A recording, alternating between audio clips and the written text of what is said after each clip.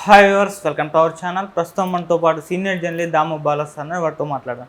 నమస్కారం సార్. నమస్తే సార్, ఇవాళ ఎగ్జిట్ పోల్స్ వస్తున్నాయి కదా, ఎగ్జిట్ పోల్స్ అన్నీ కూడా ఎవరి వైపు ఉండే అవకాశం కనిపిస్తుంది? మేజర్గా ఆంధ్రప్రదేశ్లో సార్ ఏ ఎగ్జిట్ పోల్స్ అన్నీ రాబోతున్నాయి సార్? ఆంధ్రప్రదేశ్లో ఈరోజు ఈవినింగ్ 6:30కి ఎగ్జిట్ పోల్స్ అనౌన్స్ చేస్తారు. ఆల్రెడీ చాలామంది స్లాట్లు బుక్ చేసుకున్నారు. కొంతమంది వాళ్ళే హాల్స్ బుక్ చేసుకొని ఇండిపెండెంట్గా వాళ్ళు ప్రెస్ని పిలిచారు. సో నాకు తెలిసి చాలామంది 4:30-5 నుంచే వాళ్ళు స్టార్ట్ చేస్తున్నారు. ఎందుకంటే వాళ్ళు ఆడియన్స్కి కూడా ఎప్పుడెప్పుడు అంటే మన ఓటర్స్కి కావచ్చు, ప్రజలకు కావచ్చు, ఎప్పుడెప్పుడు అన్న ఒక టెన్షన్ విపరీతంగా ఉంది. ఈరోజు 57 ఎంపీ స్థానాల్లో 8 రాష్ట్రాల్లో ఎన్నికలు జరుగుతున్నాయి. సో ఇవి మ్యాక్సిమం 6:30 అయిపోవాలి. బట్ ఎన్నికల కమిషన్స్ చాలా స్ట్రిక్ట్గా చెప్పింది ఏంటంటే 6:30 తర్వాతే మీరు ఎగ్జిట్ పోల్స్ అనౌన్స్ చేయండి, ఈ లోపల అనౌన్స్ చేయొద్దని స్ట్రిక్ట్గా నిన్న ఒక ఆదేశం అయితే ఇచ్చింది. దీనివల్ల ఎగ్జిట్ పోల్స్ అయితే క్లియర్గా 6:30 తర్వాతనే ప్రసారం అయ్యే అవకాశం ఉంది. కానీ అంతకు ముందు నుంచే వివిధ విశ్లేషణలు అయితే వెలువడుతూ ఉంటాయి. అందుకని 4:30 ఈవినింగ్ నుంచి స్టార్ట్ అవుతుంది. సో ఈ క్రమంలో మనం అసలు ఏ ఎగ్జిట్ పోల్స్ ఉన్నాయి ఆంధ్రప్రదేశ్లో, ఇవి ఎలా ఉండే అవకాశం ఉంది, ఈ విషయాలు మనం మాట్లాడదాం. నేను ఒక లిస్టు చదువుతాను ఎగ్జిట్ పోల్స్ ఏమేమి ఉన్నాయనేది. కేకే ఆల్రెడీ 4:30 బుక్ చేసుకొని మనందరికి కూడా నోటీసులు వచ్చాయి. ఆరా మస్తాన్ ఆయన గత కొంతకాలం నుంచి హడావిడి చేస్తూనే ఉన్నాడు. అట్లాగే Naganna survey, Atmasakshi, poll tracker, Bharat politics, political edge, first step solution, Janmat survey, political views, Renuka Pothineni, Chanakya Parthadas, RTV, news arena, Lok poll strategy, political critic, Zee news, school of politics, people's right, pioneer poll, India news, India today, news 18, times now, CNN, India TV, ABP C voter, ABP, Khurshid Hussain. మొత్తంగా నేను ఇప్పుడు చదివినవి 30 ఉన్నాయి. ఇది నా దృష్టికి వచ్చినవి. రాకుండా కనీసం ఇంకొక 10-20 కూడా ఉండే అవకాశం ఉంది. ఎందుకంటే విపరీతంగా ఎప్పుడూ లేనంతగా ఆంధ్రప్రదేశ్లో ఈసారి అనేక సర్వేలు చేస్తున్నారు. అయితే ఇందులో నేను చదివిన చివరి ఏవైతే ఉన్నాయో అవి నేషనల్, ఇండియా టుడే కావచ్చు, న్యూస్ 18 కావచ్చు, టైమ్స్ నవ్, ఇండియా టీవీ, ఇవన్నీ కూడా నేషనల్ లెవెల్లో కూడా చేస్తారనమాట. సో కొన్నేమో నేను చెప్పిన వాటిలో కొన్నేమో నేషనల్ లెవెల్లో అన్ని రాష్ట్రాల్లో కూడా చేస్తారు, కొన్నేమో ఓన్లీ ఆంధ్రప్రదేశ్ కన్ఫైన్ చేసేవి ఉన్నాయి.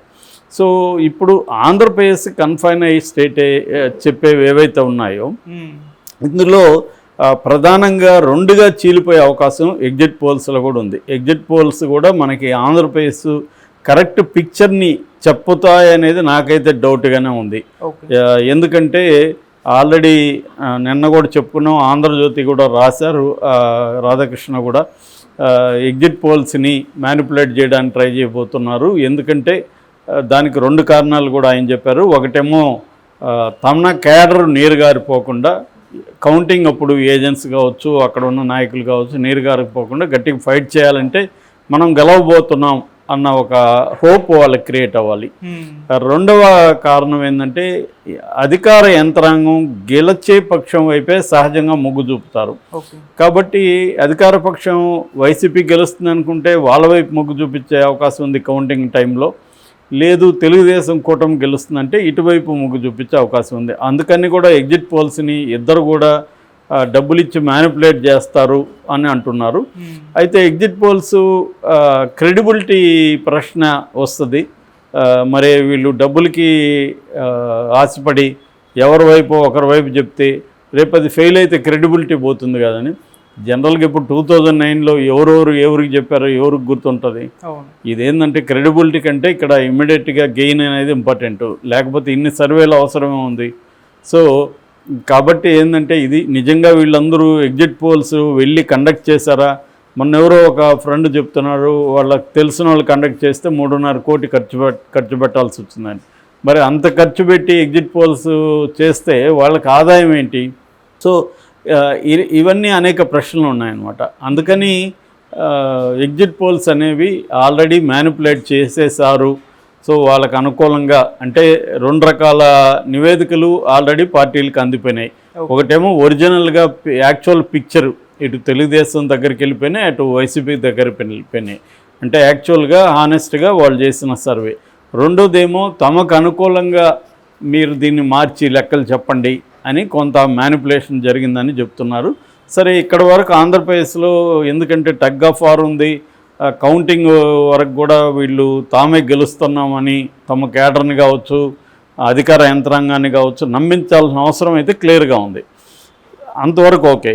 కానీ నేషనల్ లెవెల్లో సర్వేలు ఏమన్నా కరెక్ట్గా చెప్తాయా చెప్పవా అన్న ఒక ఇది కూడా ఉంది. చెప్తాయేమో ఒక హోప్ చాలామందిలో ఉంది.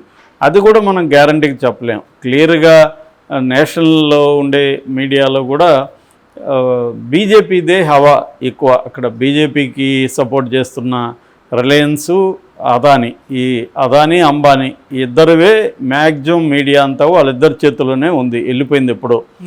సో ఎవరైనా ఇండిపెండెంట్గా చేయాలంటే వాళ్ళకి చాలా డబ్బులు ఖర్చు అవుతుంది నేషనల్ వైడ్గా చేయాలంటే.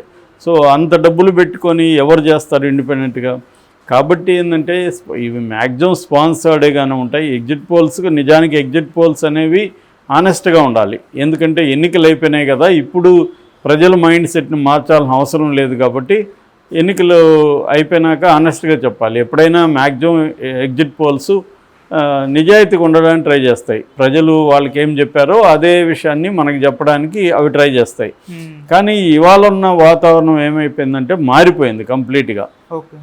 మారిపోయి ప్రతిదీ తమకు అనుకూలంగా చివరి రక్త బొట్టు దాకా అంటారు కదా, అలాగా చివరి రౌండ్ వచ్చే వరకు కూడా మేమే గెలుస్తున్నాం, లాస్ట్ ఈ ఫస్ట్ రౌండ్లో వాళ్ళకి పడ్డాయి, నెక్స్ట్ రౌండ్లో అన్నీ మాకే, ఇలాగ మాట్లాడుతుంటారు మొత్తం.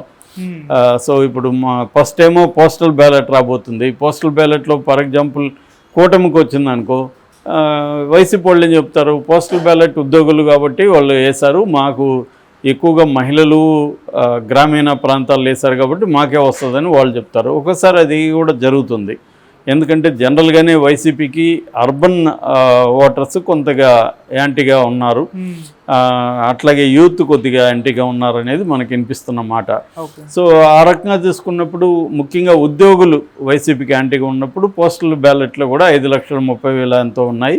సో అందులో 70% యాంటీ వైసీపీ ఓటే అని ఆరా మస్తాన్ లాంటి వాళ్ళు కూడా చెప్తున్నారు ఆల్రెడీ.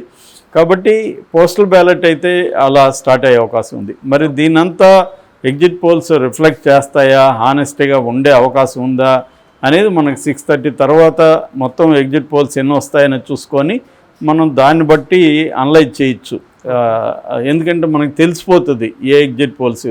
ఎందుకంటే ప్రీ పోల్ సర్వే లిస్ట్ అంతా మన దగ్గర ఉంది. తెలుగుదేశానికి ఎవరు సపోర్టివ్గా మాట్లాడారు, వైసీపీకి గెలుస్తుందని ఏ సర్వేలు చెప్పారు, మన దగ్గర లిస్ట్ ఉంది. ఇప్పుడు వాళ్ళు అలాగే చెప్తారా, వాళ్ళు మారితే మనం కొంత అర్థం చేసుకోవచ్చు. సో లేకుండా మళ్ళీ అదే పద్ధతిలో వాళ్ళు చెప్పుకుంటూ వచ్చారనుకో, ఎగ్జిట్ పోల్స్కి ప్రీ పోల్ సర్వేలకి పెద్ద తేడా అయితే కనబడదు. సో ఇది ఏం జరుగుతుంది అనేది మనం 6:30 తర్వాత చూడాలి. అయితే నేషనల్ లెవెల్లో కూడా ఇవాళ ఆతృత ఉంది. ఎందుకంటే నేషనల్ లెవెల్లో ఆల్రెడీ బీజేపీకి చాలా పెద్ద దెబ్బే తగిలేట్టుగా ఉంది అన్న ఇది వినిపెడుతోంది. ఈ మధ్యకాలంలో కూటమికి ఆశలు కూడా బాగా పెరిగాయి. ఎందుకంటే సౌత్లో బీజేపీకి స్ట్రాంగ్గా ఉన్న కర్ణాటక ఫర్ ఎగ్జాంపుల్ 28 సీట్లు ఉండేవి కర్ణాటకలో. ఈసారి 28 వచ్చే పరిస్థితి. 28లో వాళ్ళకి 26 వచ్చాయి లాస్ట్ ఎన్నికల్లో. అంటే 25 వీళ్ళకి వచ్చాయి, ఒకటేమో వీళ్ళ సపోర్ట్ చేసిన ఇండిపెండెంట్కి వచ్చింది. టోటల్గా 26. ఒక జనతాదళకు ఒకటి వచ్చింది, కాంగ్రెస్కి ఒకటి వచ్చింది. కానీ ఈసారి అన్ని వచ్చే అవకాశం లేదు. కాంగ్రెస్కి కనీసం 8 నుంచి 12 కాంగ్రెస్కి వస్తాయని చెప్తున్నారు. సో ఆ రకంగా వచ్చినప్పుడు సౌత్లో వాళ్ళు అనుకున్న 70 టార్గెట్, ఆ 70 వచ్చే అవకాశం లేదు. మహా అంటే ఒక 20-25 కంటే దాటే పరిస్థితి సౌత్లో వాళ్ళకి కనబడాల. నార్త్లో కూడా రాజస్థాన్ కావచ్చు, బీహార్ కావచ్చు, ఉత్తరప్రదేశ్ కావచ్చు, ఇలాంటి చోట్ల వాళ్ళకి బాగా తగ్గిపోతున్నాయి. సో ఇలాంటి కాంటెక్స్ట్లో బీజేపీకి రోజు ట్రెండ్ డౌన్ అవుతా ఉంది. సో అది ఎలా చెప్తుంది అనేది కూడా ఈరోజు మనం చూడాల్సిన అవసరం ఉంది. Okay sir, thank you so much sir.